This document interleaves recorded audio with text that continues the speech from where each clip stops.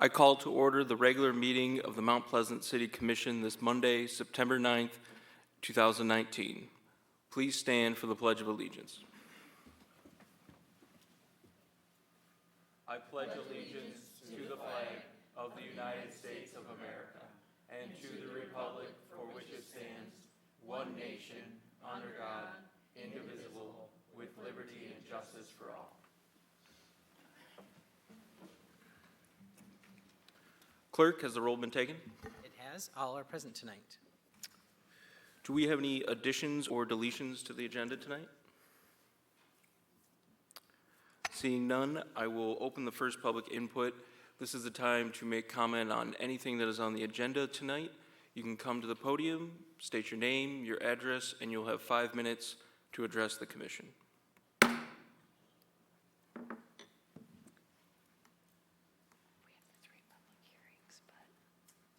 Hi, my name is Jim Marino. I live at 316 South Arnold, Mount Pleasant, Michigan. And I'd just like to say that I'm 71 years old, and I have been trying to get recreational cannabis legalized for 50 years.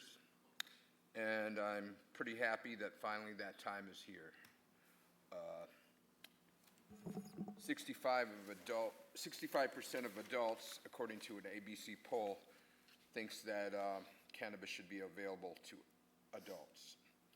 And in Illinois, the state of Illinois, they took a braver, more visionary route and handled all the things they needed to do to make cannabis legal January 1st in the lawmakers' chambers.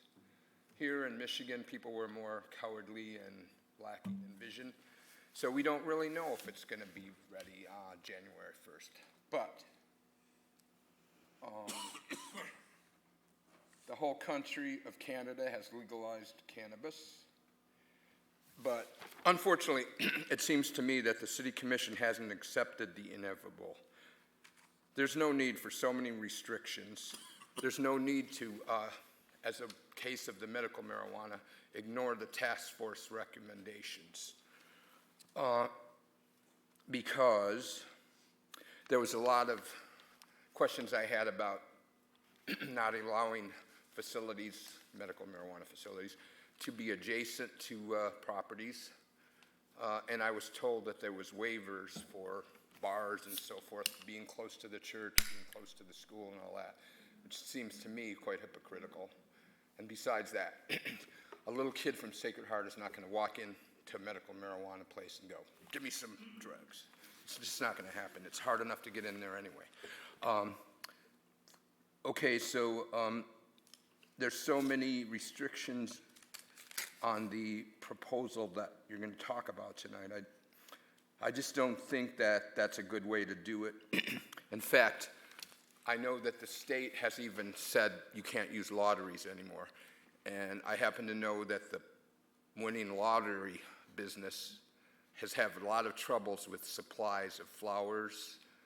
And I just, because they didn't have that much experience about it, I agree with the state that it's a better way to, for these coming licenses, to look at the background of the people, if they have experience, all that sort of thing.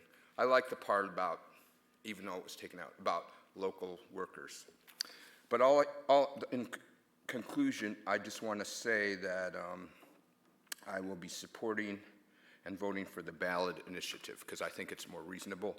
And I also think that it would probably be better for economic development in the city, especially with a lot of closed storefronts.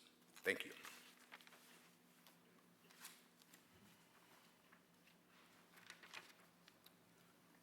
Is there anyone else who would like to make public comment tonight on agenda items? Seeing no one come on up. You want to talk on the podium? The question is, does marijuana clear out of your body as well as alcohol? After about 12 hours or so, it's all gone, but if a person gets really high on marijuana, how long does it take for them to get over it? So I don't know if it's a good idea to keep it legal or not, unless your body can clear it out as well as alcohol. Thanks, Doug.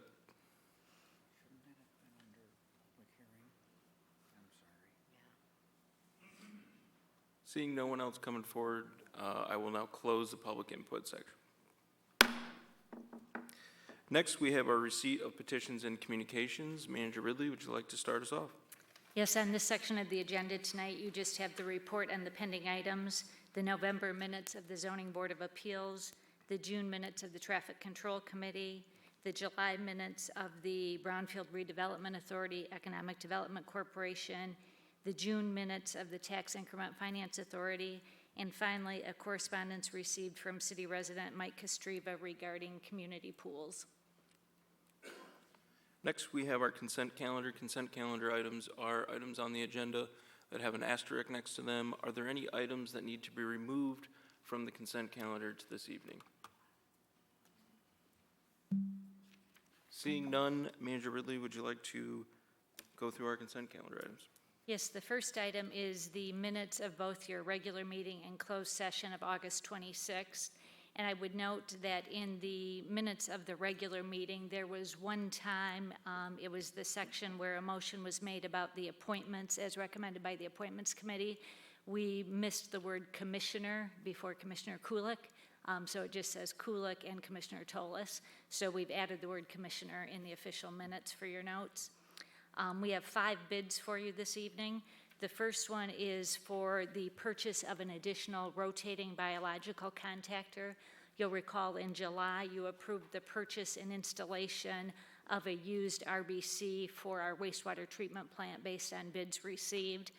That same vendor has offered us the opportunity for the purchase of a second used rotating biological contactor for $33,271, which is approximately 22% of the cost of a new unit.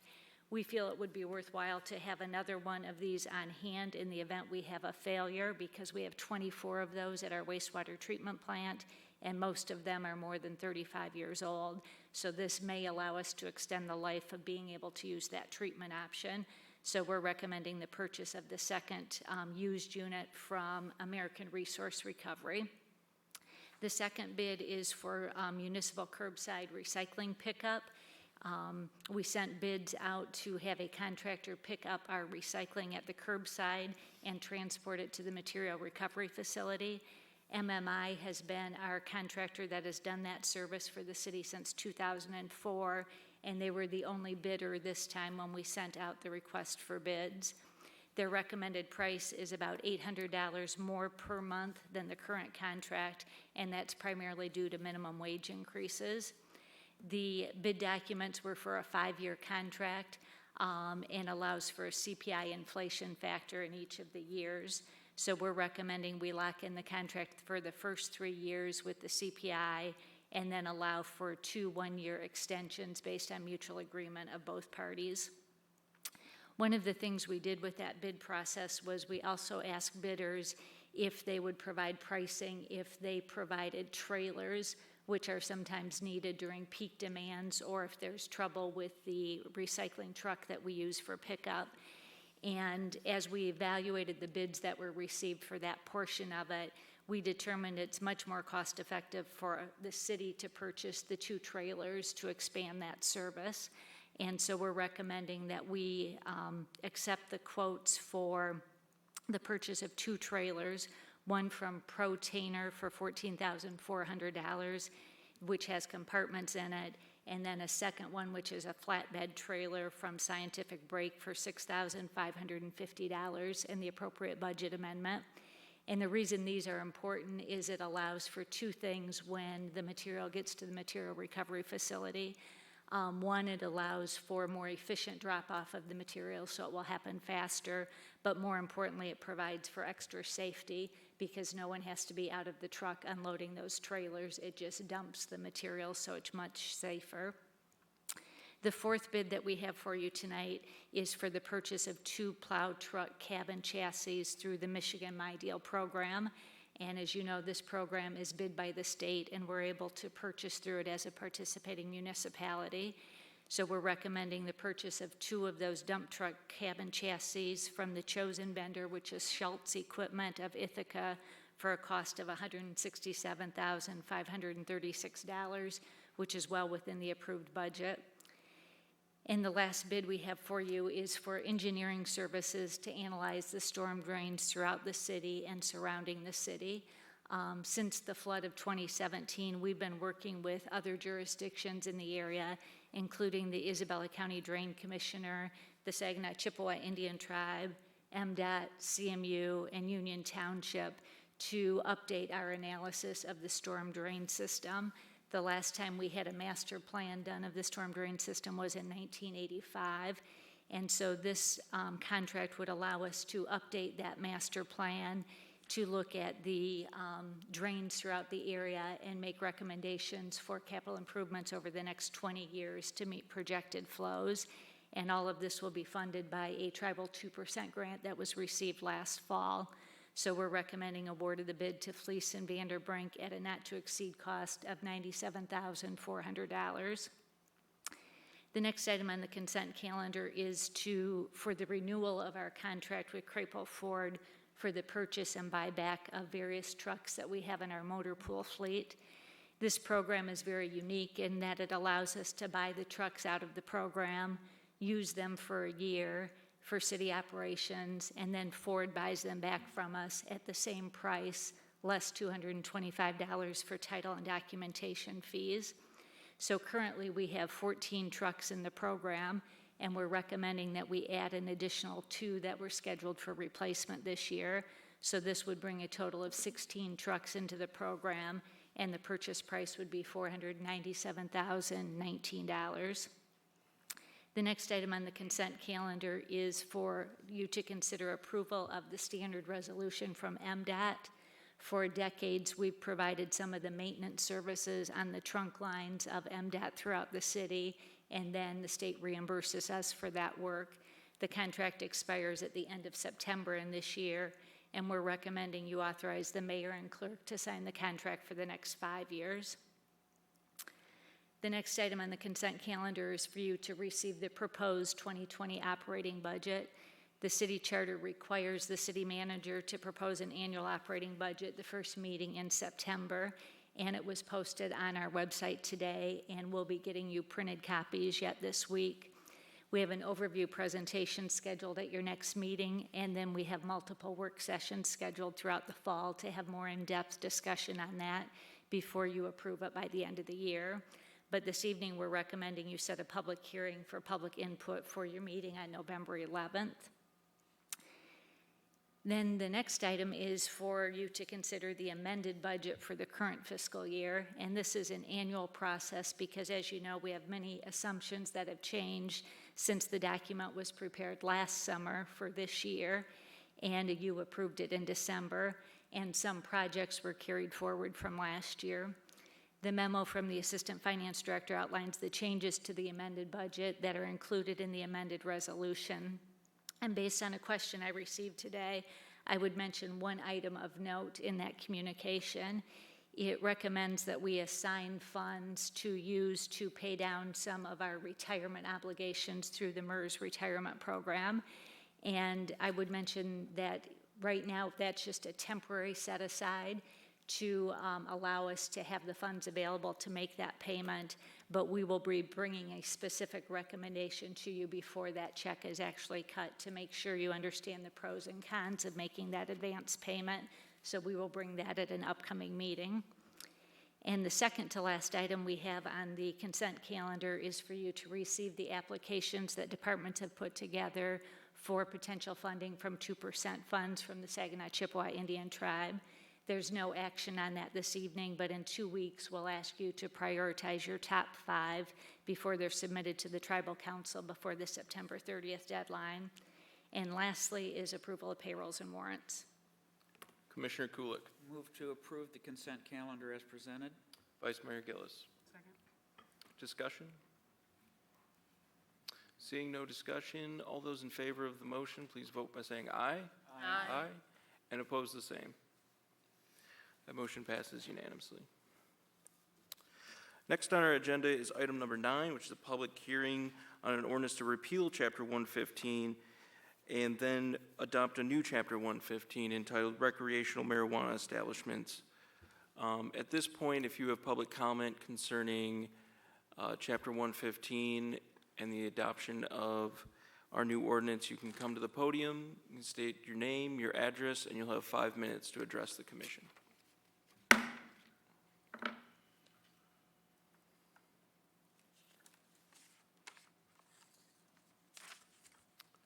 Seeing no one come forward, I will now close the public comment, or the public hearing.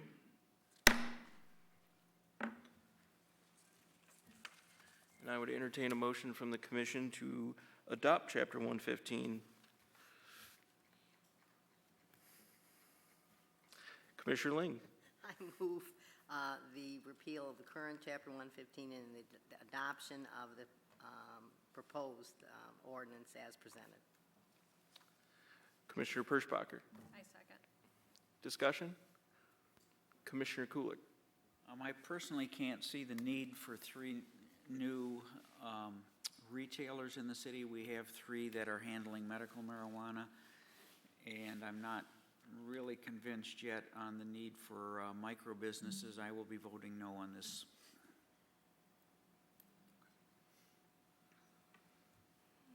Vice Mayor Gillis.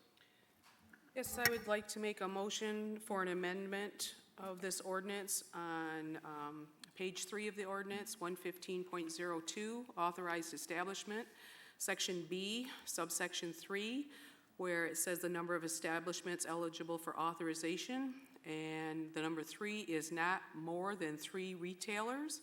I would like to make an amendment for that to read not more than 6 retailers, because we are not giving preference to our local people right now that have started to open these businesses and one that has. So it seems it's the preference of the commission to not limit that to 3, but to allow 6. So I think that would be a way to make this ordinance comply with what your sentiments are. So I would like to make an amendment that we allow 6 retailers.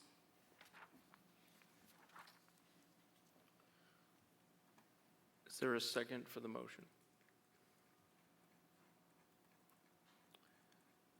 Having no second, the motion to amend fails, which brings us back to the original motion, which is to adopt, repeal, and then adopt Chapter 115.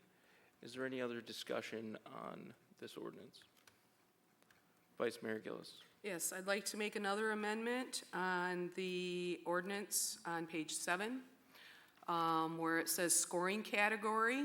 We are going to be giving points to applicants to determine which best suits to open business here in Mount Pleasant.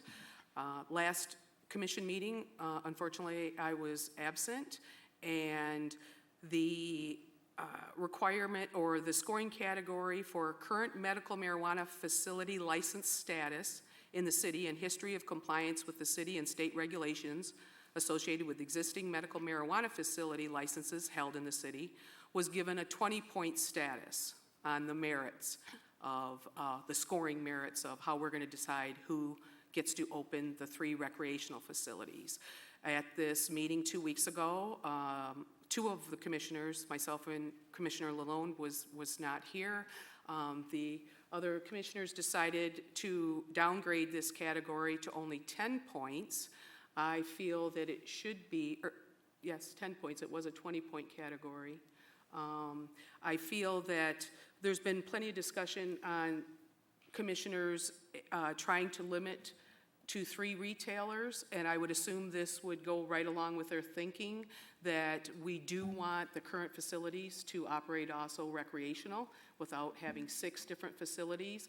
And I think this showing local preference, which is what we do for all our bids here in the city. When we put out bids, we always give local preference and a percentage of, even if one comes in higher, that we can still give it to that company.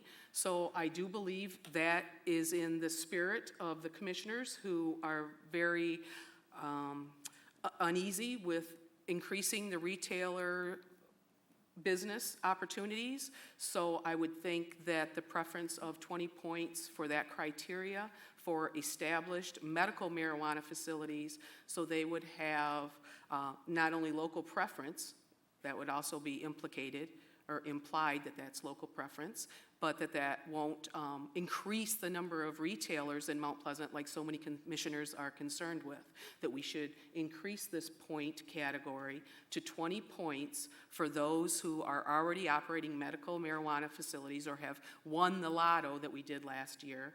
And then we could hopefully try to progress them into opening both facilities at one current location, and that would allow only 3 retailers site, which so many people are concerned about not having more than 3. So I would like that scoring category to change back to 20 points with that amendment. Is there a second for the motion? Could I just ask for a clarification before, just a point of information? I don't really know if you can do that. If there's a motion on the floor, but it's just before I would second it, I'm not sure I totally understand it, and I'm not sure that it accurately described what we did the last time. So I wondered if we could have a clarification of the first category, the 20 points. I was under the impression we did give a preference to medical marijuana, that those who have a medical marijuana facility license held in the old city. one. You have to scroll up to get the new one with the red lines. Oh, I'm sorry. You're That's all absolutely right, yeah. Here, you can look at mine, Okay. Commissioner Lang. Yeah. See right here? Current medical marijuana I'm gonna facilities see what licensed states. What page is that on? And this- Well, it's 47. 47. Yeah. And that it was downgraded. It used to be 20 points. As of 2 weeks ago, it was 20 points. During your work session, you guys decided to degrade or decrease it to 10 points, which is somewhat against the policy that we observe here as bidding, and I guess I would think counterintuitive to the concerns you had with more than 3 retailers, because we could essentially have 6. And if our preference is to keep the medical marijuana retailers and the recreational marijuana retailers in one location, which is some of the commissioners' preference, at least that's what a lot of the discussion was about, that you were concerned about more than 3, that would indeed at least help fulfill that desire of the city commission.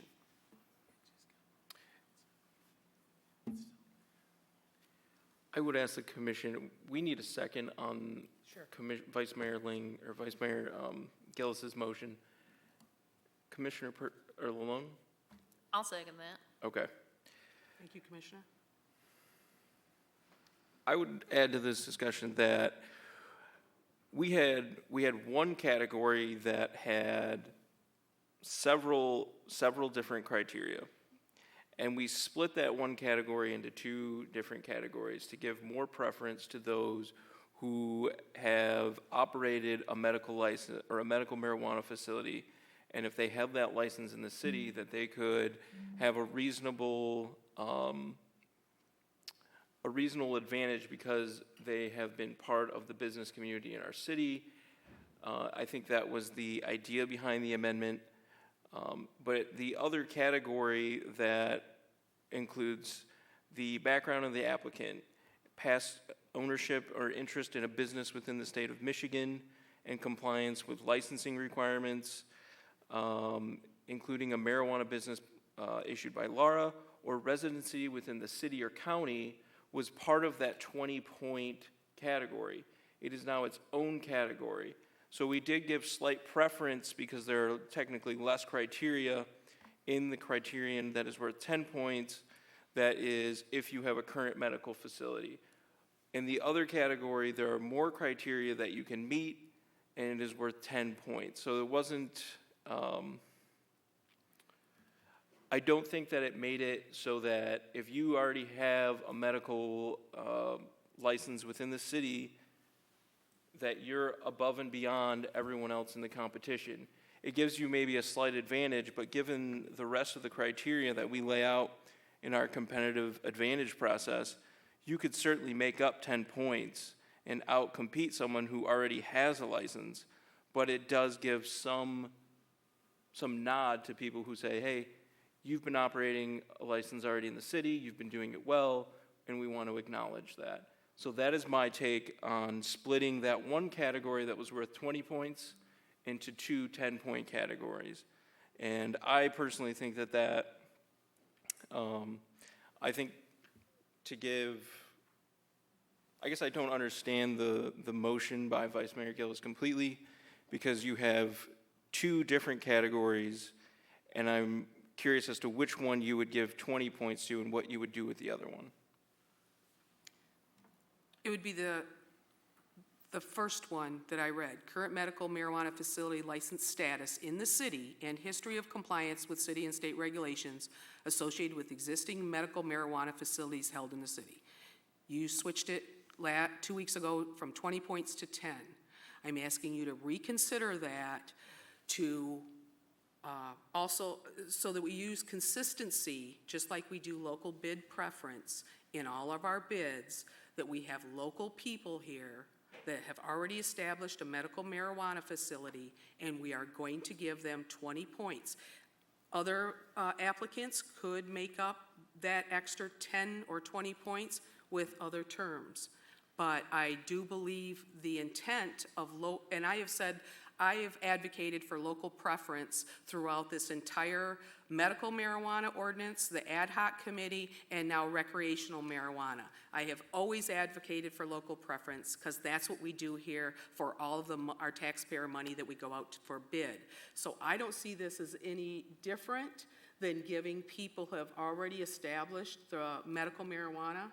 And for those commissioners who are concerned about how many locations we have, this would definitely limit that in case someone here that runs a medical marijuana facility may want a recreational marijuana facility. So it would give you, those that are concerned about the numbers, that should be one of your concerns, that this might help so that there isn't 6. That's why I asked for 6 to be changed in how many retailers it could be. Because essentially we could have 6. We could have 6 retailers now, if that's what you wanted was 6, we should have put that in the authorization of 6 retailers instead of having 3 as a limit. So this is a way to accommodate those that are concerned about having more than 3, because you're actually making it a little leeway so we can have 6. Vice Mayor Gillis, I would ask, what would you do with the category that includes having residency in the city or county? Would that category is currently worth 10 points, that is combined with some other criteria. If you gave the first category 20 points, what would you do with that second category? Well, Mayor Joseph, anybody could come and move here and set up residency or pretend they have an apartment here and claim local residence. They've done it to run for city commission. That can happen as easy as just setting up a post office and say you live here. Can we say they don't live here? No, we can't. They have an address that says they live here to get that 10 points. And would people do that? Probably, because this is a very lucrative business and there's going to be a lot of money to be made. So just as we're writing these and trying to eliminate loopholes, there are people out there that are trying to find the loopholes. Isn't that the truth? Commissioner Perschbacher. When we went to work session and we worked on this, the reason why we took out the current medical marijuana facility license out of the 20 points was because there were 5 criteria in that 20 points, each worth 5 points. We felt that it was necessary to give 10 points just to the medical marijuana facility so that we could give them the ability to possibly have the recreational marijuana and have that step up. Now, if we put them back in there, each of them are reduced back to 5 points. Just this one is all I want to be 20. Just the one that says they're currently opening a medical marijuana facility. All right, well then we have a 10-point or 100-point system. What are we taking away from? Well, we can have a 110-point situation. Well, we discussed that in the work session, and that's why we did it this way, so that we made sure that we still had 100 points, because it just makes it's easy math. And we didn't have to add anything or subtract, we just made sure that we gave points to each section that weighted the way we needed it weighted. So what would we, so if we leave that, if we move that up to 10 or 20, then we're going to leave the other one at 10? I believe that's a proposal.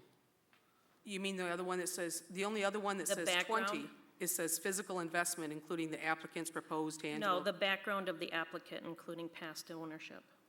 Are we going to leave that one at 10? You mean, that's, 'Cause for that's a physical separate- investment? No. Are you looking at Second. page 47? Yes.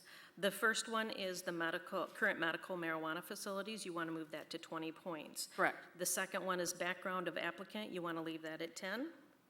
Yes, The human resources, you're going to leave that at 10. yes. And then the physical investment at 20, the area impact at 10, business operations at 10, establishment design at 10, and then 5 each for, or 10 each for the energy efficiency and the infrastructure impact. Well, personally, the last one that says infrastructure impact, including the utilization of green infrastructure or low-impact development design principles to manage stormwater and the provision of non-motorized transportation infrastructure in excess of city requirements, you want to give 10? I don't even want that to be in there. You know why? Because they're not I would rather them use a rehabbed building, a vacant building, rather than build a brand-new one with infrastructure and development design principles to manage stormwater. Because the only time you could actually probably get 10 points is if you designed a brand-new building and built a brand-new building, rather than using an existent vacant building. That And- doesn't say that you'd have to build brand new, and there are abilities to change old buildings and update them. People do that all the time. Yeah, well, to manage stormwater would cost a lot of money. If you took an old building and tried to do our stormwater ordinance, it wouldn't even be worth it. Point of order. Although it's a very interesting discussion, and maybe we Yes, can continue yes. that part, but I think we probably Let's need go to to storm- just be focusing on the amendment, which is whether or not we want to make that first 120. So getting back to that. Commissioner Ling. I have to agree with, although I have sympathy with where the vice mayor is coming from, I do agree with Commissioner Birschbacher that the intent of what we did actually was consistent with where your sentiments are coming from, I believe, Commissioner Vice Mayor Gillis. Our intent was to say that we wanted to give more emphasis, and rather than just have it be one of a number of criteria, 5 or 6 criteria, our thought was, let's separate that out so that it gets a heavier emphasis. So really, the intent of this was to give a heavier emphasis to those medical marijuana facilities that were already in existence. And so that was one of the reasons why I was supportive of it. I'm not necessarily adamantly opposed to making it 20, but that was the purpose of making it 10, not to make it less important, but rather to make it more important. Commissioner Lalone.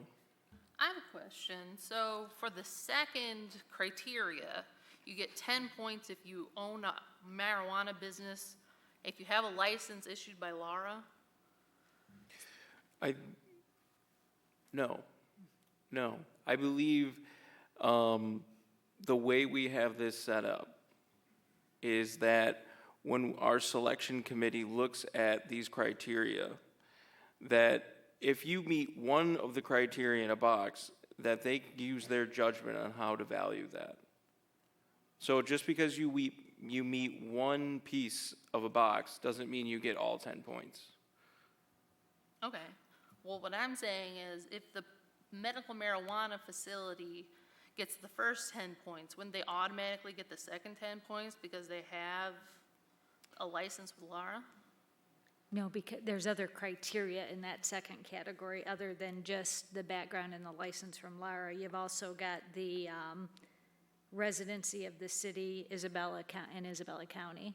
So those things would be looked at in conjunction to assign that second set of 10 points. Commissioner Ling. Right, and I believe the other part of that is, it's what we're looking at, I believed what we were looking at in the second one was not necessarily just marijuana businesses, because it is true, you have to have a medical marijuana license right now in order to even get the adult. But it also references other business experience. My impression was that that was designed to look at companies that have been in business, have had to follow regulations, and have been following the regulations consistently. So it includes more than just, although there is some overlap there. There sure is. I'm just wondering, maybe I'm dense, because You are not. if you own a business, such as a medical marijuana facility, would you not qualify for the second 10 points? If You you would, were a I think you would As qualify long as for, you're a resident of the city or the county. Okay. yeah, you would qualify for at least part of that, for sure, yeah. So we're giving someone 10 points extra in this criteria just because they operate a business, not necessarily a marijuana business, just any business. You get 10 points. That is an incorrect interpretation, because it's part of a criteria. It doesn't mean you get full, Okay, well, it's under the category of getting 10 points if the committee decides you get it, just because you've operated a business somewhere else. Okay? See, I don't agree with that either. I think just because you, let's say you operate a pet store, does that give you 10 extra points to be more apt to be successful in our town? Because we're all worried about how this business is going to go down in our town. So I would think just because you operate some business that operates under the current licensing, which for some businesses are hardly anything, that you get 10 points for that. Because I thought the whole idea of the city commission, you guys were so worried about how many retailers were gonna come to the city. And you've actually doubled it the way this is written.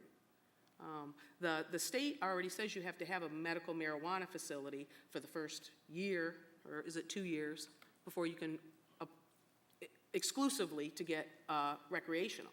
So that could mean other people from Detroit, from Lansing, could set up base here, not local, haven't even been in the first portion of getting the medical marijuana, and we're gonna give them an opportunity over the current businessmen here.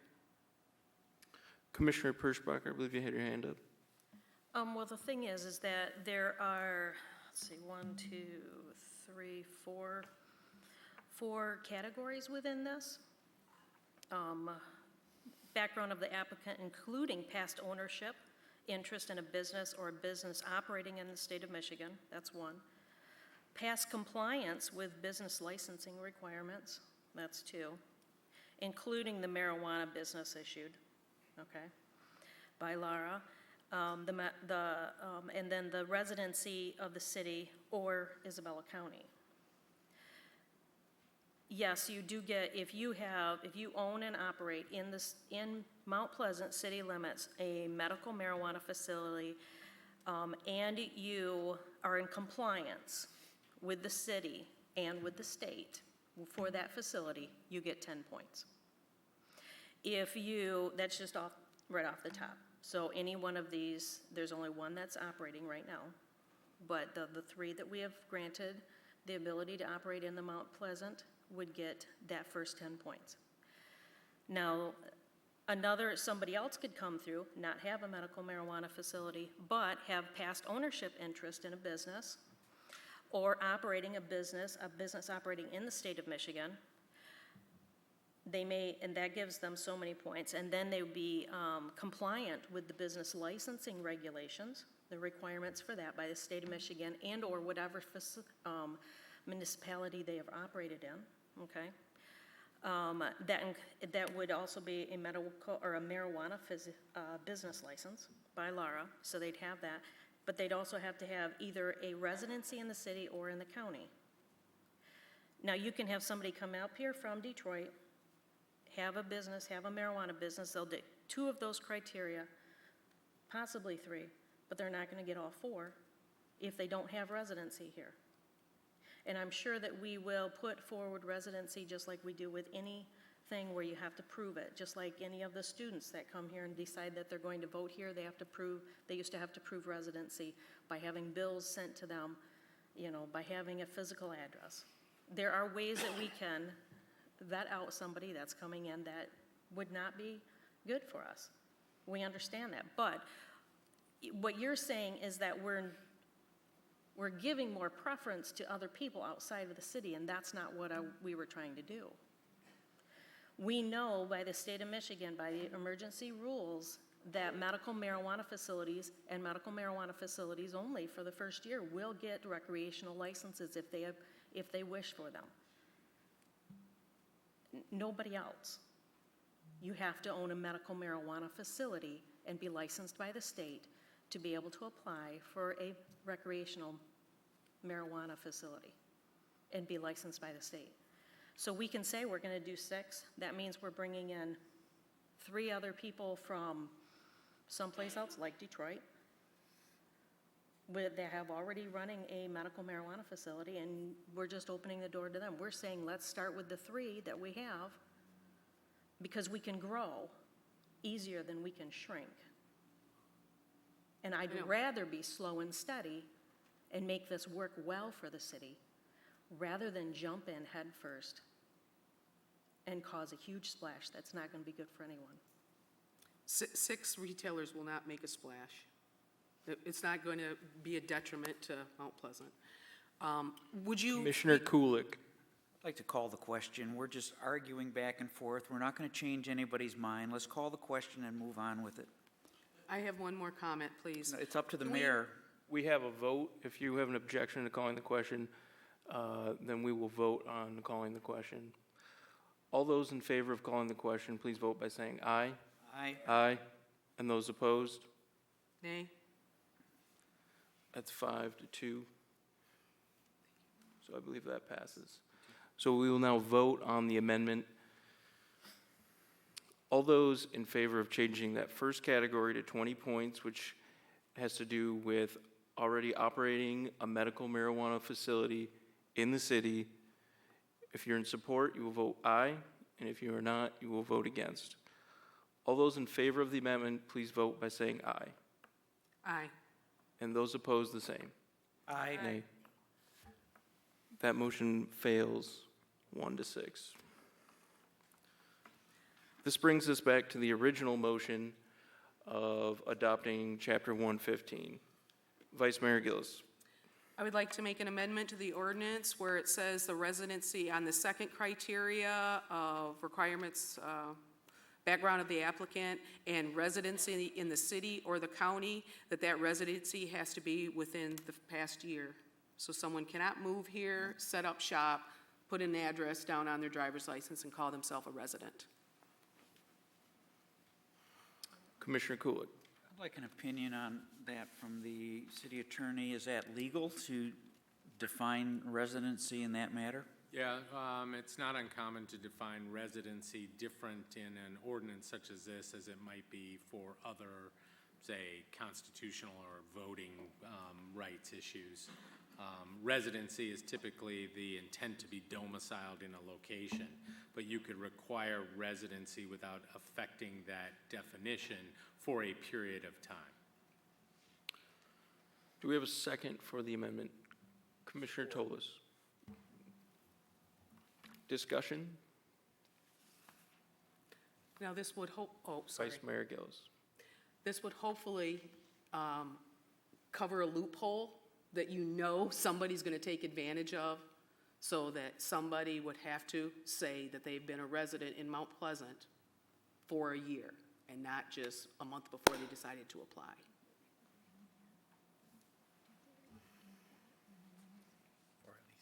Commissioner Ling. I would say I'm not necessarily uncomfortable with that. I'll probably support it, even though actually I wasn't that much in favor of the residency to begin with. However, since the intent of it is to make sure it's really a legitimate residency, if we're going to have that provision in there, I kind of agree that there's some value in making sure that it's not someone that just moved in at the last minute. So I'm going to support that. Any other discussion? Seeing none, all those in favor of the Mayor, can I ask? Yep. So the wording just would be added to the end of that to say for at least a year. Is that correct? Correct. Okay. All those in favor of the motion, please vote by saying aye. Aye. And those opposed, the same? Aye. So that motion passes 6-1. This brings us to the original motion as amended. Do we have discussion or amendments? Commissioner Ling? Yeah, I'd like to just briefly say that I agree with Commissioner Birschbacher in terms of the reason why I support this ordinance. I don't think at this point it's possible to write a perfect ordinance. We're trying to work in a new area that's new in the state and new to us.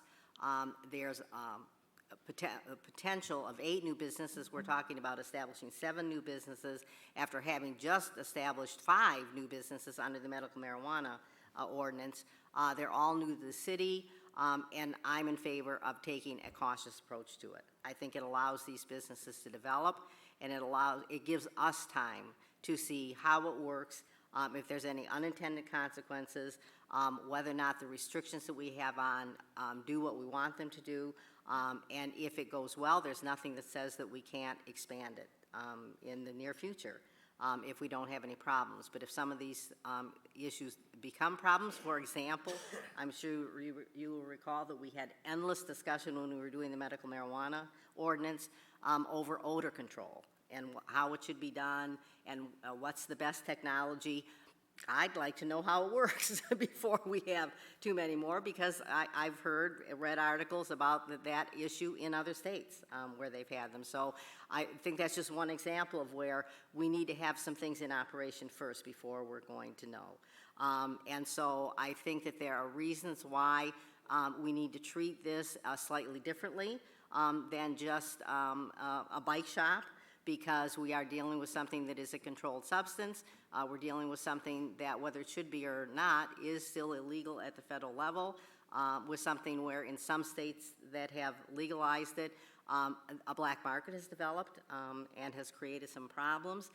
It's a new area, and so I'm excited about the fact that we're going to attempt to establish some businesses, but I think it's important to take a cautious approach, and that's the reason why I support this. Vice Mayor Gillis?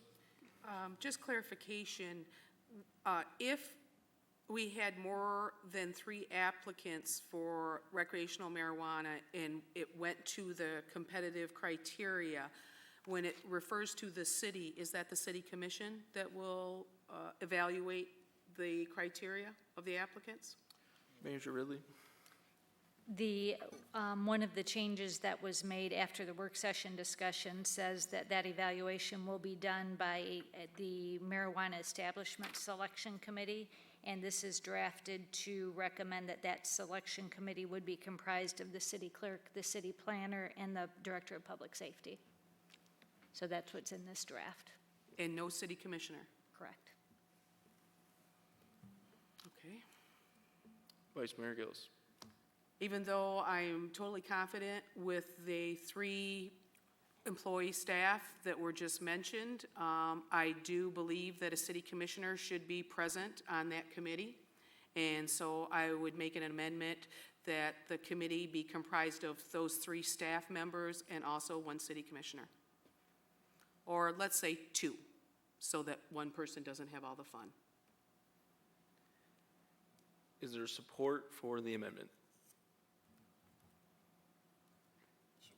Commissioner Tola supports. Discussion. Vice Mayor Gillis? Being that we are elected by our community members, I do believe they've put us up here, all 7 of us, to represent their interest. And although I'm not saying that I have complete confidence in our 3 staff members, I do believe the representation for the community members should also be a part of the committee selection, and that's us 7. And with 2 of us, it doesn't put all the burden on 1 commissioner, but 2 commissioners, and then that would be 5 people. Still an odd number, so that if something came where it was a tie, you'd still be able to have somewhat of a tiebreaker. And I do believe, as representatives of the city voters, that we should be part of that committee.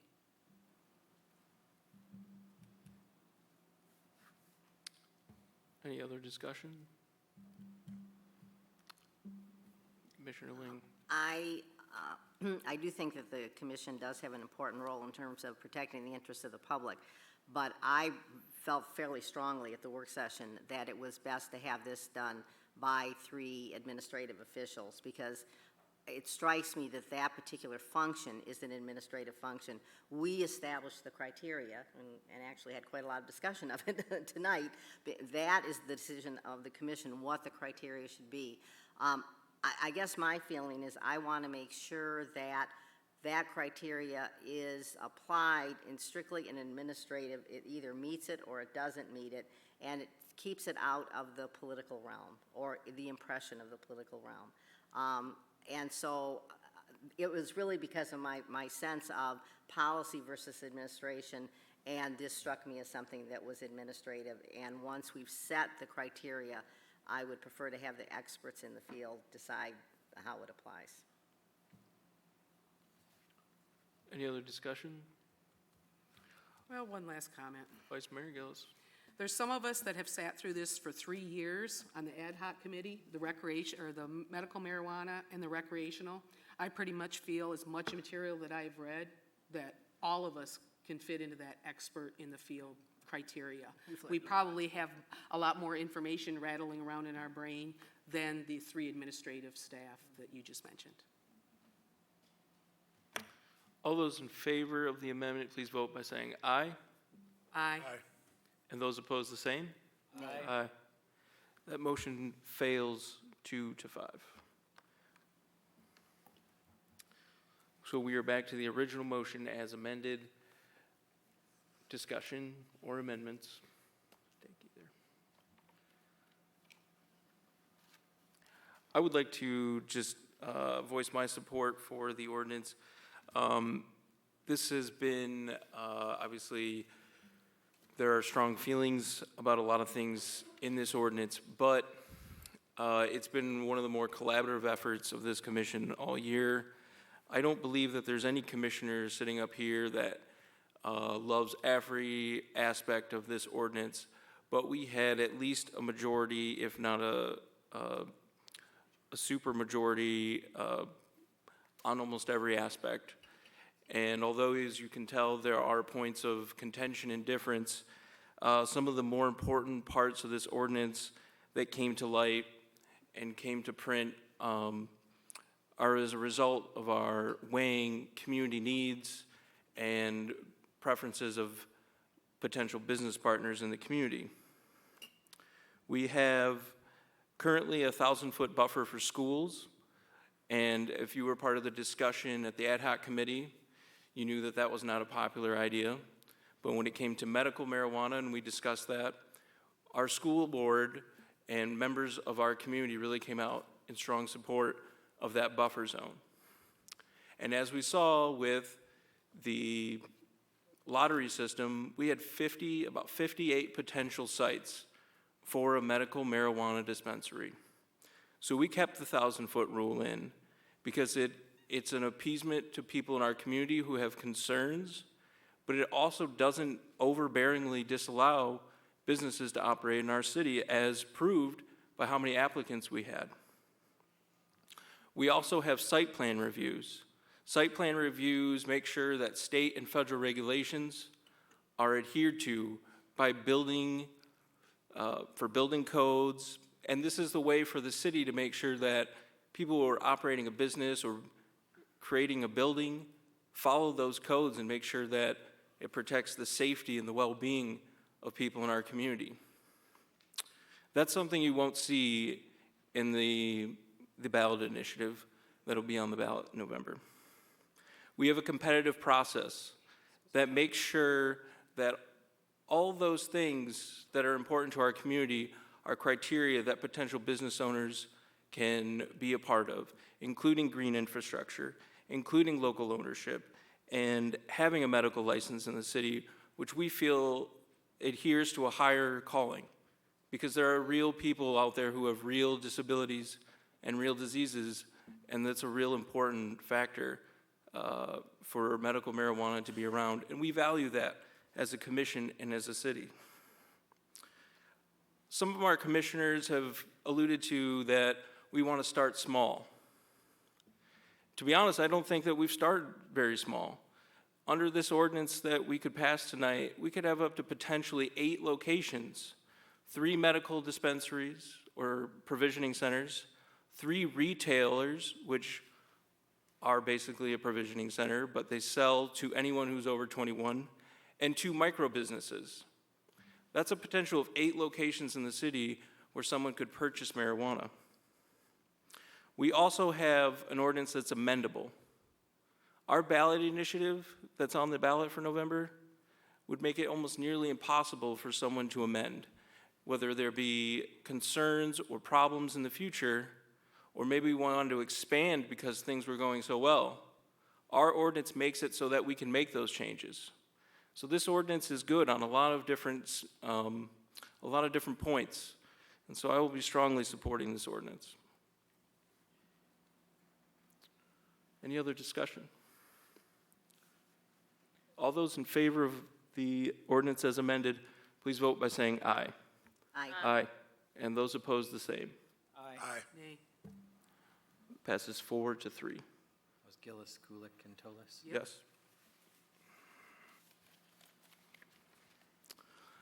Next on our agenda is item number 10, which is a public hearing to request rezoning from CD3L to CZ for a parcel at Canal Park.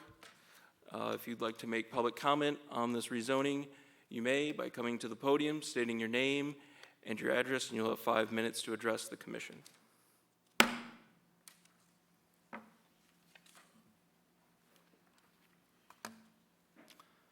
Seeing no one come forward, I will now close the public hearing. Commissioner Kulik. To accept the proposed map amendment to rezone a parcel at Canal and Riverview. Do we have a second? Commissioner Perschbacher. I second. Discussion. I believe the amendment speaks for itself. It's just a map error in our zoning ordinance. I don't think anybody will notice a big change. All those in favor of the amendment, please vote by saying aye. Aye. And those opposed, the same. That motion passes unanimously. Our next public hearing is a recommended text change to section 154.114 to regulate reconstruction of certain non-conforming parking areas and to consider approval of the same. Before we hold our public hearing, I will give Manager Ridley some time to introduce our topic. This was one of the items that the City Commission referred to the Planning Commission based on concerns that were relayed to you regarding the challenges with reconstructing existing parking lots in the city. The zoning ordinance currently allows for ordinary maintenance and repair of non-conforming parking lots, but the concern was that the standard in the zoning ordinance to require full compliance with all of the current standards when redevelopment takes place might be problematic throughout the city because one of the requirements in the ordinance is the location of the parking lots. So to require full compliance would have required relocation of parking lots when they were reconstructed, which was obviously very difficult to do.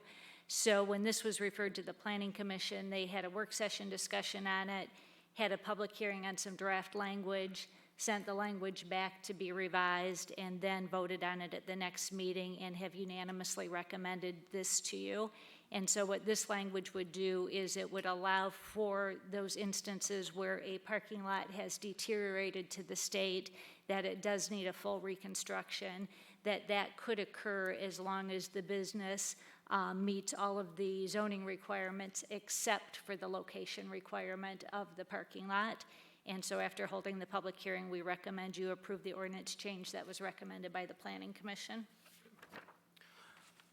With that, I will now open the public hearing. If you wish to make comments, you can step to the podium. You'll have 5 minutes. State your name and your address.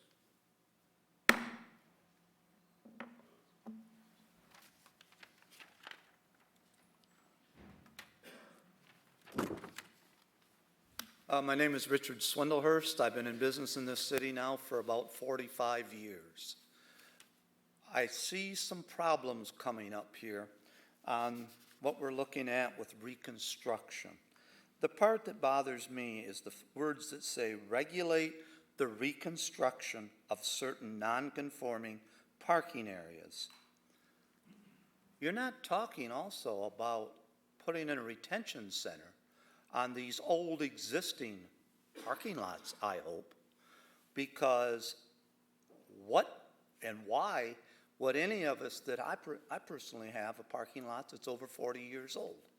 It's falling apart. If somebody would suggest to me that I have to put in a retention center, that old parking lot is going to stay there. And I'm going to tell you, I thought in this city we were trying to make Mount Pleasant someplace special. I thought we were trying to encourage improvement. I see this as a detriment to improvement. I mean, I would like to take out all the regulation that you're putting in there and say you should be allowed to reconstruct your parking lot as it was prior before. That way we will have new parking lots built in our city instead of coming into potholes. I mean, I couldn't afford to put in a retention center. Where would I take my parking spaces from? How would I do that? Who the heck is going to pay for it? I hope you don't think us business people are making oodles and boodles of money in this town. A lot of my business was from CMU, college students. They're down 20% at CMU. They got a problem too. We all have problems trying to make a living, especially us local people.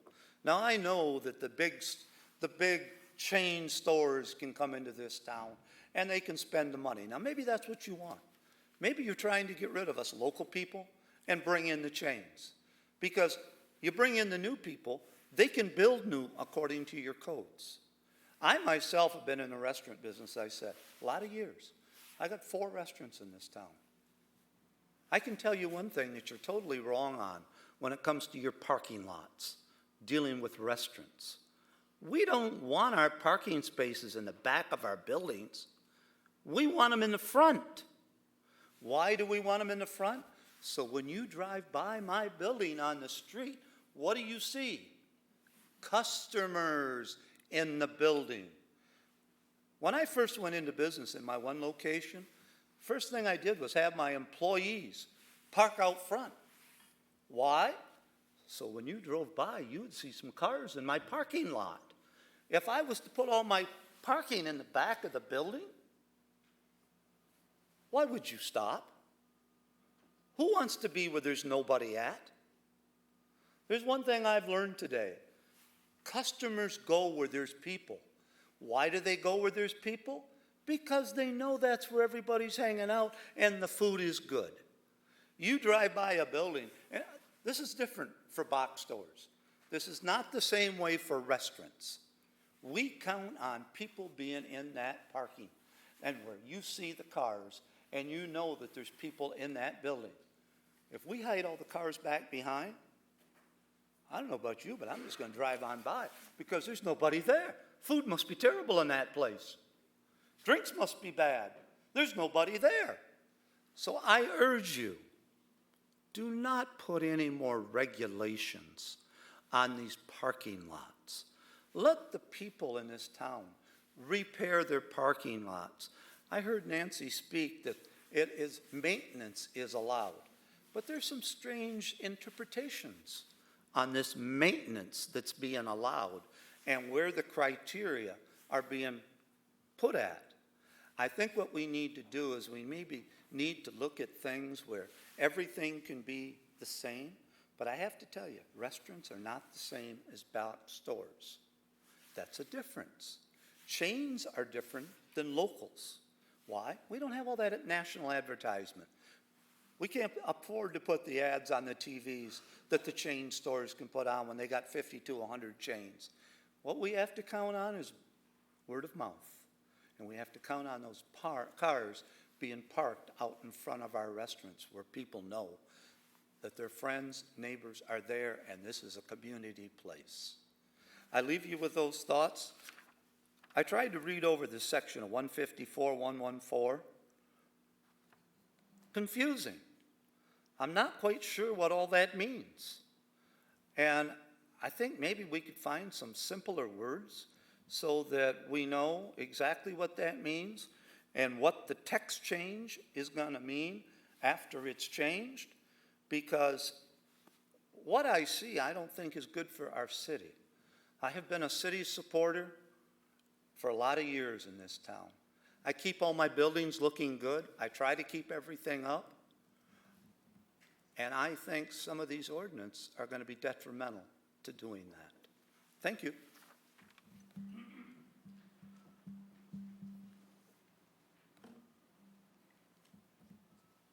Anyone else who'd like to give public comment? Seeing no one coming forward, I will now close the public hearing. Commissioner Kulik. I move the approval of the amendment. Commissioner Perschbacher. Second. Discussion? Commissioner Kulik. There seems to be a lot of confusion, especially with parking lots. What zoning? What is stormwater management? What is something else? The language is pretty self-explanatory. Parking lot lawfully existing upon the effective date of this ordinance that does not meet the parking location requirements of Table 154.405A may be reconstructed provided it complies with all other vehicle parking standards and there is no increase or enlargement in the degree of nonconforming. So if a parking lot has aisles that are less than the minimum requirement, the aisles may have to be made wider so it's safer to get through the parking lot so that police and fire or ambulances can get through that parking lot. Things like that will have to be changed. Will you lose a parking space or two? Maybe. Maybe if your parking lot was designed and laid out better, you would actually gain some parking spaces. It's hard to tell because it's going to be on a case-by-case basis. I will be supporting this change. Commissioner Toles. Again, as I mentioned before, I will not be supporting this. If you go to section 154-114, section B, non-conforming uses, structures, and improvements. Any structure, improvement, or use lawfully existent upon effective date of this chapter or any subsequent amendment that does not conform to the provisions of this chapter may be continued, provided there is no increase or enlargement in the degree of nonconformity. Then you go to section 5A, which is ordinary maintenance. Then you drop down to 5D, repaving of your driveway or parking lot is allowed. So basically, we're stopping anybody from doing any maintenance on their lot. It just amazes me. We want to stop maintenance being done by citizens and businesses here, but then we want to pass a blight ordinance. It just doesn't make any sense. In this language here, I've looked at this, looking in here, and first we're talking in the section parking lot, location, and requirements. Then I was told, well, we're talking about relocating a building. If you want to redo your lot, you had to move your building forward, which didn't make any sense whatsoever. Now I'm looking at, we're referring to here is section 154-405A, which is district standards. And I looked at that. I've looked it over pretty good. It's 29 pages long. So now we're taking this and implementing that and moving it in something that's perfectly clear. And we're complicating it even more. I just don't understand this. And then I heard from the Planning Commission, another 2 members, we've only dealt with one item here now. We've been almost 2 years now on this and can't get the rest of this connected or corrected. And now city staff's interpreting all kind of different items. Just like I heard now on duplexes, I heard from 2 members of the Planning Commission tell me, well, the zoning ordinance, the new zoning ordinance, only applies to new people building a duplex, a new duplex. which have to live in half and rent the other half out. But if an existing duplex sells, and that person sells to another party, they don't have to abide by that. They can go ahead and rent that out. Well, how does that work? Because as soon as that person sells it, it's no longer grandfathered in. It goes non-conforming. So you're telling me then you don't have to abide by this? I mean, we got city staff coming up with a different opinion every time. And I'm kind of tired of this. We need an ordinance that you can read and interpret it, what it says. It should be clear, cut, and dry. Not having city staff, come out with their opinions on it. I will not be supporting this.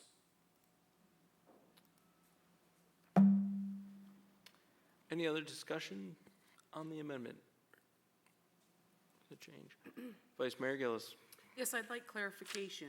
So if someone wanted to redo their parking lot, but they didn't have stormwater grate or stormwater potential, or it wasn't, it was an old retention, they would have to put that in when they redid. Well, I'm not sure. They would have to comply with the stormwater ordinance, which is a separate ordinance that was approved in 2015. And as far as what's required for compliance, it really depends on the location, the grade. There's a lot of things that would affect how you become in compliance with the stormwater ordinance. So there's not a blanket answer of what would have to be done to be in compliance with that. But that's true today. Anytime you reconstruct a parking lot, you have to make sure you're in compliance with that ordinance. So, for instance, if a parking lot existed for 40 years ago, we didn't require stormwater retention. They wanted to redo their parking lot, they would have to put that infrastructure in, even if there was no increase in the non-conform, or no increase in the barriers of the parking lot. They're not adding any more cement, but they don't have a stormwater retention on site because it was developed 40 years ago. They would have to then incur the expense of putting one in. Well, again, I don't know that they would have to put detention in because every circumstance is different. They might be able to deal with the stormwater in a different way. But yes, in general, if it's a 40-year-old parking lot that's being reconstructed, it would have to be evaluated to make sure it meets all of the requirements of that ordinance, unless the parking lot is, I think, 9,600 square feet or smaller, which is an exception that was approved in the ordinance, I believe, in 2017. So yes, other than that exception, they would have to be in compliance, but it doesn't always require detention. But they would still have to put the infrastructure in with the pipes that go out to the curb to. Again, not necessarily. There's Unless various if it was ways. big, right, if it was bigger than that square footage. Well, that's interesting. Commissioner Ling. I would like to point out that this, even though the ordinance itself is very complicated, I would agree with that, and there are a lot of issues dealing with parking lots. But all we're doing tonight, actually, my understanding is actually reducing the requirement. We're making it simpler. We're not taking them all out, and there's obviously a lot of other issues. But all this is saying is the way in which the ordinance is written now, if you were reconstructing your parking lot, in order to be compliant, you'd have to move your parking from the front to the back, or have the building in the front. Now you don't have to do that. So we are taking off a regulation, and we are letting all businesses, including restaurants, keep their parking in the front if that's where it is now. So all these are interesting issues, but in terms of what we're doing tonight, we're reducing a regulation, and parking could remain in the front. And so I don't think this is that controversial, and I'm going to support it. I would like to point out that you can repair your parking lot, you can repair your potholes, you can do overlays, crack seal, and seal coating, and that would not constitute a reconstruction. A reconstruction is when you actually grind up and crush and shape a new parking lot. Commissioner Kulik. For those that remember, the public library redid their parking lot. They installed stormwater detention under the lot. They did not lose any parking spaces. They did not put a detention pond in. They put a holding tank in. Any other discussion? Commissioner Toles. Again, the ordinance is clear as a bell under 154, 114. You can do maintenance, you can repave your driveway or parking lot. And I'll give you a for instance now. City staff is telling business owners, you can take off 1.5 inches, mill that off, but if you mill 3 inches off, you're gonna have to redo the whole thing and bring it up to code. If you grind a whole 3 inches off, mill it off, and you're not disturbing the sub-base, the gravel that's there, you're just putting blacktop back down and you're doing maintenance. That's what it calls for in 154, 114. Now, I don't know how city staff is telling people that because it's not in the zoning ordinance. Show me where it's at. I asked city staff. You know, they said, well, it's a technicality. Well, if it's a technicality, you can't enforce it. And I beg to disagree that just changing this is making a text change and it's going to straighten this whole problem out. It's not. Because if you look at the worksheet, it says right in the worksheet, it's different from what this text change is. And it says the reconstruction lot will need to comply with all other zoning standards. How does that work? So you're telling me all the rest of this I got to do it? It's not what it says under 154, 114. It says I can do maintenance on there. I can redo my parking lot or driveway. So this is not curing the problem. And I think this needs to be all taken, and all these problems, the 6 or 7 that are in here, need to be all addressed at one time and need to be cured and remedied.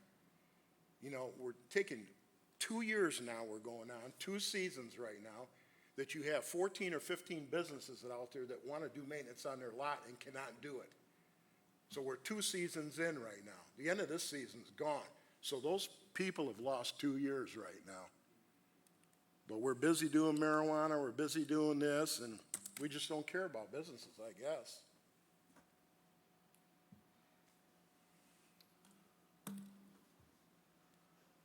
Do we have any more discussion? Seeing none, all those in favor of the ordinance change, please vote by saying aye. Aye. Aye. And those opposed? Aye. So that passes 5-2. With 2. 2 is Gillis and Toles.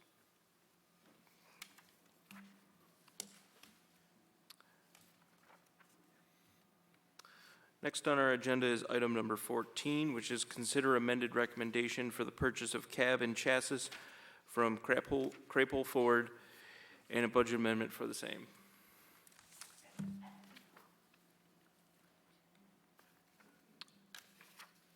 I'll let everybody catch up. You want me to introduce it? Yeah, sure. Okay. You had a purchase that was approved in July that we thought was through the 2020 contract through the My Deal program for these dump truck and cab and chassis. But when we tried to place the order, we learned that that vendor was not awarded the contract for the 2020 models. So as we worked with the approved vendor and obtained their pricing and then compared it to what we could get locally from Crapo Ford, it became apparent that Crapo Ford was within the 2% local preference for the 2020 model pricing. So therefore, we're recommending that the recommendation be amended so that the purchase for the 2 replacement dump truck cab and chassis be made from Crapo Ford for $71,372 and the appropriate budget amendment. Commissioner Kulik. Move to approve the motion. Vice Mayor Gillis. Second. Discussion? I hear we're getting a pretty good deal, so sounds like a good purchase to me. All those in favor of the motion, please vote by saying aye. Aye. And opposed, the same. That motion passes unanimously. Next on our agenda is item number 19, which is consider resolution to allow MERS 401 and 457 plans effective January 1st, 2020. Manager Ridley, would you like to introduce us?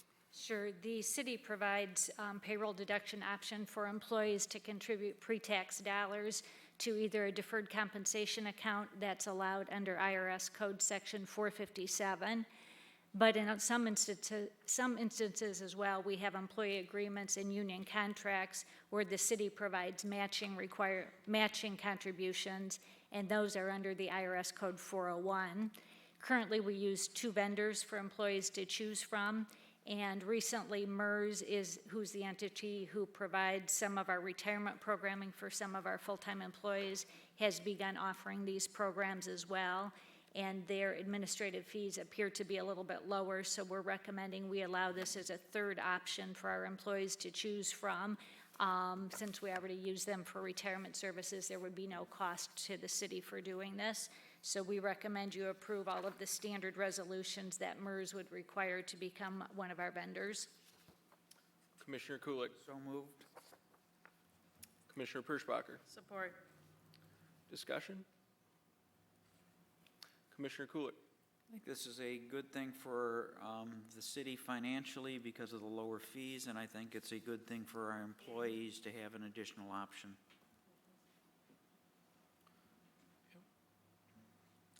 I concur. Seeing no other discussion, please, all those in favor of the motion, please vote by saying aye. Aye. Aye. And those opposed, the same. That is unanimous.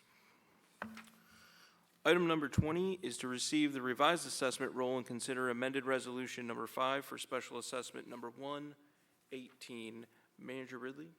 Yes, in May, when you approved the final bids for the reconstruction of the alley between Fancher and Kinney, we mentioned that the costs were higher, ended up being slightly higher than the original estimates that we used when the assessment roll was put together in late 2017 and early 2018. The final cost for this project ended up being about $3,800 higher than what the special assessment was based on. And you may recall that special assessment is based on 70% of the cost being spread to the adjacent property owners and 30% of the cost being paid by the city at large through the Capital Improvement Fund. So now that the project is complete, a decision needs to be made about that $3,800 overage, and basically there's 2 options available. One is to allocate 70% of that cost to the adjacent property owners to revise the assessment roll, which results in about $195 additionally to each property owner, and therefore would extend their repayment period to 7 years. Or the second option is to have the city at large capital improvement funds fund that overage, and the city would pay for that piece. So you have 2 resolutions in front of you, depending on which of those options you would like to pursue. Commissioner Ling. I'd like to move option B, move to approve resolution 5B to have the capital improvement fund cover the construction overage and approve the appropriate budget amendment. Commissioner Perschbacher. I'll second that. Commissioner Kulik.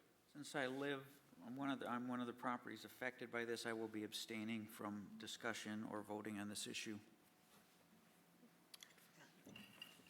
I support resolution 5B, and if you take a look at the packet, you'll notice that the higher costs are associated with basically a delay in the bidding, and not the actual construction of the alleyway. And so I think that renders a special consideration by the commission.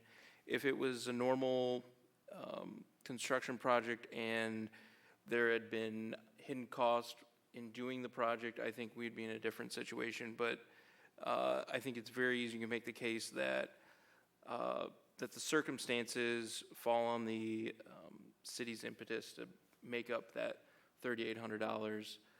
If we did go with 5A, which would respread the entire cost, 70% to the property owners and 30% to the city, the most one property owner would pay over what we already informed them that the cost would be is less than $200. So the difference is sort of, I don't think it's very grand in nature, but it is significant, and I think it's just a good gesture of us to pick up that extra cost.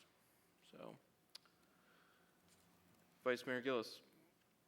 When this was introduced in May, we knew there was going to be higher costs, But other than, we decided, and Manager Ridley, when she introduced this agenda item, had said that if the cost came up higher, that we would spread that out between the people who requested that this alley be done. This wasn't anything that the city decided to do. It was the property owners on both sides of the alley that requested this alley to be done. So during that time, at the agenda meeting, I had asked, well, should we notify all the property owners that this is going to be a higher amount than what we had thought it was going to be previously when it was bid? And, well, I'll mention it at the dais when we introduce this item. I said, okay, fine. So 5 months later, now we're asking the taxpayers to fund a small portion as it may be, but $3,800 for an alleyway because the cost of the reconstruction was a little bit higher. This was introduced in May, knowing that these costs were going to be a little bit higher. It was said that if they were a little bit higher, it was going to be spread out. I don't think it is good precedence to start making up the difference when we are supposed to be spreading the cost 70% to the property owners. So during the time we did approve this, it was mentioned. Now, 5 months later, just like I thought it was going to happen, the bid came in, and now we are asking you taxpayers to pay the $3,800.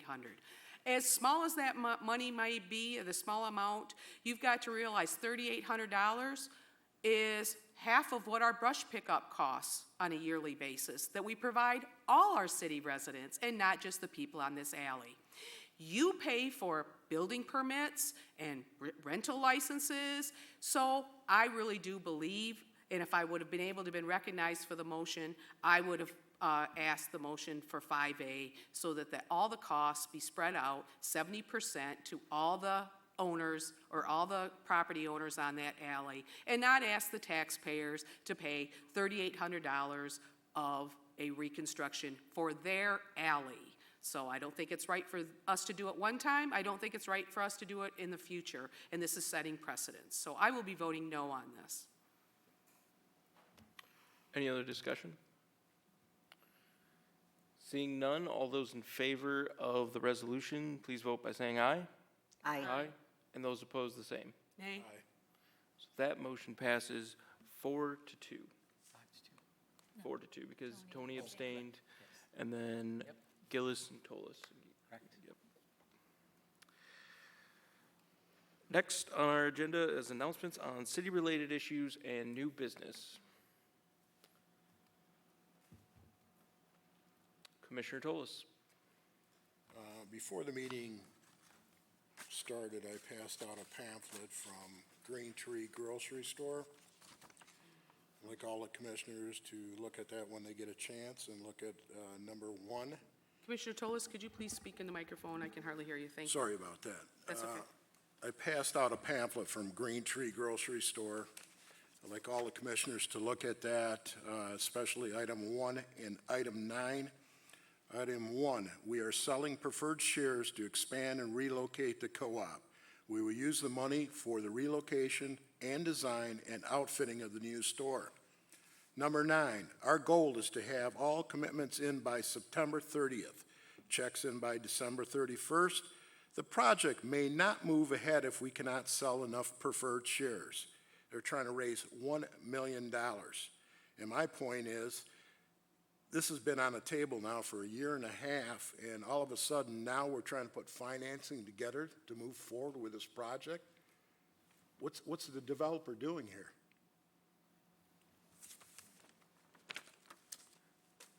Announcements or new business?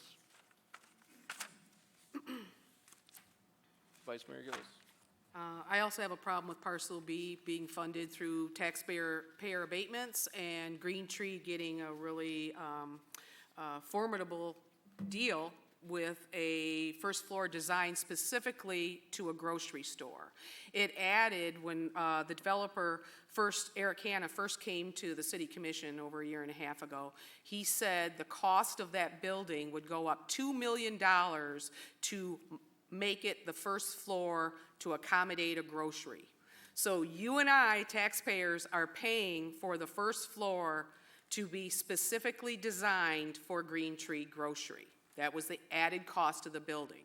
Not for the idea of we're having a missing middle rental housing crisis, and that's what we're fixing. We're also giving Green Tree a new place to live or a new place to be housed. I support Green Tree, but I don't think it is in the City Commission's purview to support any business or give taxpayer money and on the taxpayer's dime to make sure that they have a place to move into. So this is obviously all their ducks weren't in a row. We still are now going on a year and a half of Parcel B and still changing the agreement, changing the purchase price. And if this doesn't get done by September 30th, I'm sure we'll have another person coming up here and ask us to give more for Parcel B. So this was just an informative by Commissioner Toles, which I was not aware of, and I thank Commissioner Toles for bringing that to the City Commission's attention, and more importantly, our taxpayers of Mount Pleasant. And so we will see what next is going to be asked from the developers of Parcel B. On a more positive note, we have an opening in the Parks and Recs Department or Commission. You can find those applications on mountpleasant.org under boards and commissions. We would love to have you join that committee, and right now there's one vacancy, and there's lots of good things coming up through the Parks and Rec, including the revision of the master plan for the Parks and Recreation. So please, if you have any interest in that, please join us and put in your application. I also want to thank staff. 4 weeks ago, I brought up the issue of our staff time being allocated to put in applications for tax abatements for Parcel B. And as we charge our citizens and our residents every time you're asking staff to do something for you, for rental licenses, for planning or zoning reviews, a zoning change, for a ZBA appeal, all that cost of our staff time is passed on to the applicant, the person who is asking for the staff to do A, B, and C. Yet, until this time, 2 weeks ago, we were having staff file these applicants, putting in their work and their time for the Parcel B developers. I had concerns with that because we charge our city residents every time a staff lifts a pencil to do something for our city residents. And staff was quick to find a way so that we could charge a cost for our staff's time doing things for tax abatements for the applicant. So I want to thank City Manager Ridley and also the staff that was involved in putting those charges together that will be charged to Parcel B's developer in applying for the tax abatements of $1.1 million tax abatement that we will be giving them. I hate to rehash items that we've talked about Jay. over and over and over, but I would like to reiterate that the city is not spending enormous amounts of money to build a building on Parcel B. In fact, we're being paid by the developer, and we'll be collecting taxes on that building from day one. And we're actually receiving a lot of grant money to fix infrastructure issues.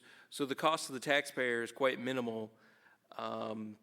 Yes, we are giving abatements, but name a development of this size and scope with project complications on a site that has infrastructure issues, contaminated soil, and a vacant lot that won't require some sort of abatement or some sort of help from a city-owned lot. So I don't think that exists. It's not something we've come across in over 10 years. And the time that city staff devoted to trying to find a feasible project is something we've asked for 10 years to projects that, including the current one we're working on, but we didn't ask for fees on the previous projects, and I don't see a lot of complaining about those, even though some commissioners who like to use those projects as better examples did not support those projects in the past. So to blatantly say that the project is costing the taxpayer a lot of money and is, you know, a blight on the work that we do here at City Hall, I think is wrong and unacceptable. Excuse me, verification, we have contaminated soil over there? Yes, we do. Really? Because that's never came up, contaminated soil. Are they gonna come back and ask for another abatement to clean up the contaminated soil? I didn't think there was contaminated soil there. I believe they're working with, That's a new one on me. Gosh, you must have left out on that one. State. They've been working with the Department of Environmental Quality, which is now called EGLE, on all of the environmental assessments of it. And that was mentioned at the Brownfield meetings, that in addition to the infrastructure, they were still working on the environmental issues, and we're hoping to get state assistance in addressing those. Okay, so that was just this month, or when they No, it approved was the Back when we You- talked about the infrastructure agreement? grants. the Vice Mayor blowing one? Gillis? Yeah, okay. you need to let the city manager speak.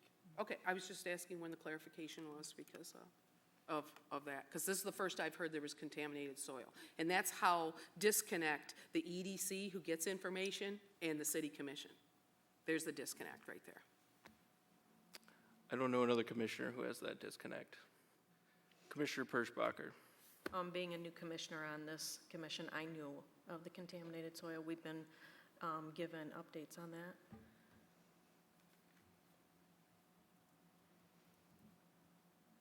I was unaware. Commissioner Toles. With all due respect, we're saying this is not costing taxpayers money.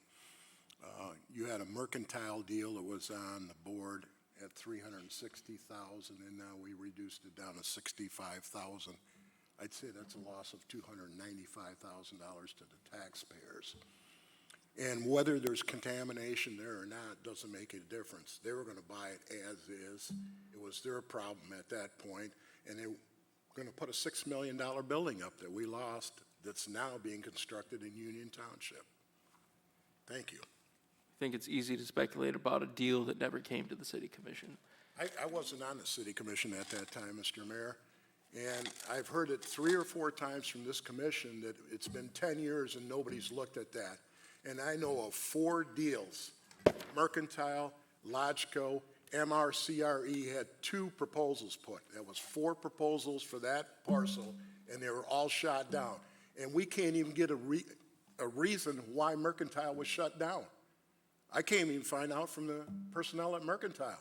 They don't know why. We are having a vacant hole downtown, though, because Mercantile Bank is moving out to Union Township, so. Anybody that wants a corner property on Main and Broadway, we have a vacant place for you. Actually, we don't believe it's going to be vacant. We've been told that the other owners of the building, the people who purchased the building, plan to expand into that area. So at this point, we don't know of any vacancies that will exist. And on the Mercantile project, I would indicate that when that project went to the EDC, it was at a time that we solicited proposals from developers, and there was one that was received from Maple Grove at the time, and the EDC's indication, actually first, we had 3 proposals, one from Mercantile, one from Maple Grove, and one from another developer. I don't remember what the name of it came in under. One was for primarily housing, one was Mercantile's, and one was the mixed use from Maple Grove. And the EDC first went to Mercantile and the other developer and said, if you can work together to get the mixed use that we were looking for, including the residential component, we would be interested in further discussions. And they reported back to us that that would not work for the plans that they had. So the EDC chose to go with Maple Grove as their preferred development at that time and tried to work through that process. One last comment.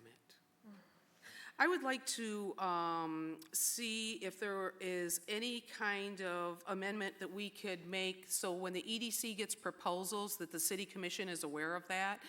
During the time Maple Grove, Mercantile, and this other development came about, myself and some other city commissioners were not aware of any of those proposals. EDC committee got to decide who to look at and who not to consider. And I really do believe the elected officials should have some say in when we're selling property, which is one of the functions of the EDC when property is in the city of Mount Pleasant's name. Well, actually, they take it from the city of Mount Pleasant and they put it in the EDC's name so that then they get to decide who gets to buy it.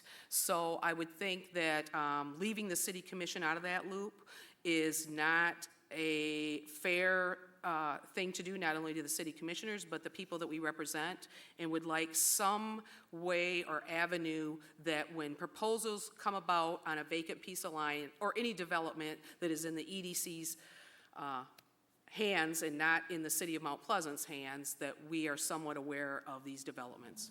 With all due respect, Vice Mayor Gillis, the agenda, the minutes, the meetings are all open and posted to the public before those meetings ever happen. It is available to anyone in the public to know what is being discussed at those meetings. Anyone from the public can go to those meetings. The press happens to go to those meetings occasionally when they feel it is necessary. It is not, as you put, a shadow board. All our other boards operate in a similar fashion and have to adhere to the Open Meetings Act. So you're against us being notified if there's something as far as a developer coming to EDC? You are notified if you choose to be.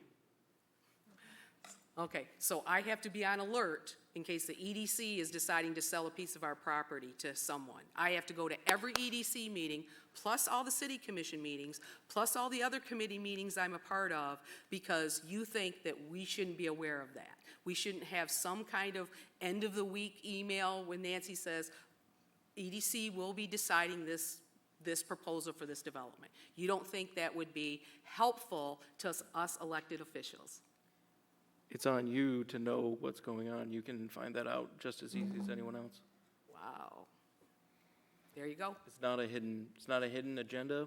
It's really important that we know when we're selling our property and who we're selling it to. It is one of our purviews. I agree. Seeing no other announcements or new business, I think we can move to public comment on general items. If you have any public comment on anything city-related, you can come to the podium, you can state your name, your address, and you'll have 5 minutes.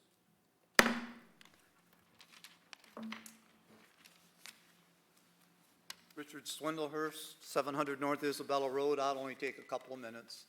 I just wanted to make you all aware of something, and if I may approach, I would like to show you a sketch and pass it through because I know no one's seen this. This was a sketch for an outdoor patio at Cheers Restaurant. We came to City Hall, met with city staff, went over to the design. Everybody loved it. Can you get this, Steve? Got to the city planner. He says, well, be fine if you meet all the codes. Here we go, codes and regulations. One of the codes was I had to cut down all my trees. Next one was put in shrubs approved by the city. Next one was put in a sidewalk on the back side of my building, which I don't want in the first place, because now you're going to make me plow the snow off it in the winter, which no one walks on. The one that really grabbed me was your new ordinance that for every 5 parking spaces, I have to have 1 bicycle space. That means I got to put in a rack with 15 bicycles. I've got to put a cement pad down in order to have an outdoor patio. Do you know how many people I've gotten on a bicycle in the last 20 years at Cheers Restaurant? Maybe 1. Now, come on. You know, we had a bicycle rack on Michigan Street in the downtown. Mr. Mayor, I'm sure you're well aware of the bicycle rack we had. At one time, I was told that bicycle rack wasn't going to be moved. It was going to stay there.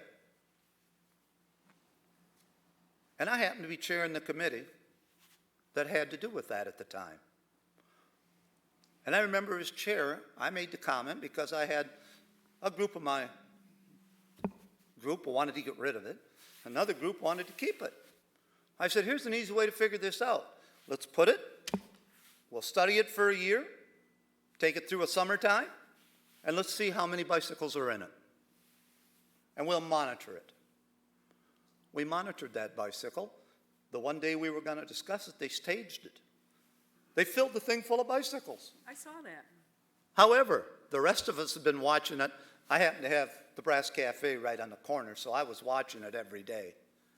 The most we had was 1 to 2 bicycles on a daily basis. Now, I'm not against bicycles. I love bicycles. I can put 5 bicycles on a space that's made for 1 car, which means I can park a whole lot more people on bicycles than I can in cars. But before we do that, ladies and gentlemen, we gotta have somebody on a bicycle coming to our downtown to shop, coming downtown to buy something. Now, I have a couple employees that ride a bicycle. They bring them inside my building and put them down in the basement. Why are they riding bicycles? They got caught drunk driving. They don't have a driver's license. They got to ride a bicycle. Good for them. We'll take care of them. We'll put them down in the basement where their bicycles are safe. But I can't believe the city commission has put up a code that says we got to put in a space for 15 bicycles at my restaurant. Unbelievable. I can't believe you guys are so anti-business and so pro-bicycles. What is our town coming to? I stated before, I've been here 45 years. I'm 72 years old living in this community yet. I've never heard of such a farce in my whole life. And I can't believe that now I have to make a decision not to put this, I call it a beautiful patio, for a piece of property on the southwest corner of Mount Pleasant, which puts us over on the west side, the only restaurant we have in that area, by the way. And I won't do it because the cost is prohibited. Now, guess what I can do? I can put in a temporary and none of those rules apply. And that's what I'll be doing, is putting in a temporary, but it won't look that nice. I can't believe we're not encouraging business. I can't believe we're not encouraging things to look better in our town. And you're sticking people with these codes and restrictions. Do y'all really think they're necessary? That's my question. Thank you.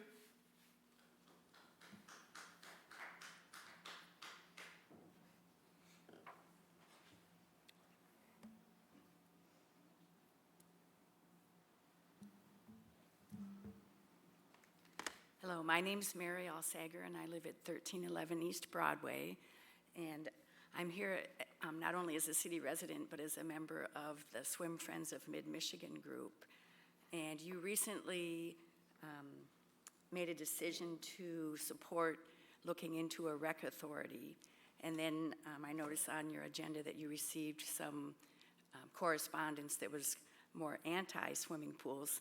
So I wanted to give you the perspective from this committee that doesn't match what you have got in your packet today. The man was complaining about some various outdoor pools that have closed in the area, and that's all true. And one indoor pool that was around for about 50 years, but it didn't receive proper maintenance once it wasn't used for competitive aspects at CMU. So if you look through the material from the Swim Friends of Mid-Michigan that includes a real good report from our paid consultant, the construction these days goes very well, and we're looking at a pool project that you would be able to enjoy for many, many years. Thank you.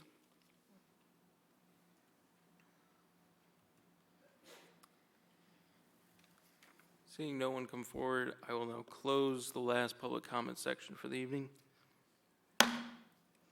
And we will recess for a work session upstairs in Conference Room A to discuss 2019 goals. Mayor, I guess I would ask the commission, are you interested in having this work session discussion tonight, or should we postpone that to another evening? Do you want my real opinion? No, lie. I move to postpone. Yeah, me too. So we have a motion to postpone in a second. I'll give it that. I'll support that. Discussion? What is the time? I don't know the time. It's almost 9. 10 to 9? 10 to 9? All those in favor? We've all agreed to at least be here till 10 o'clock. I believe that was sort of the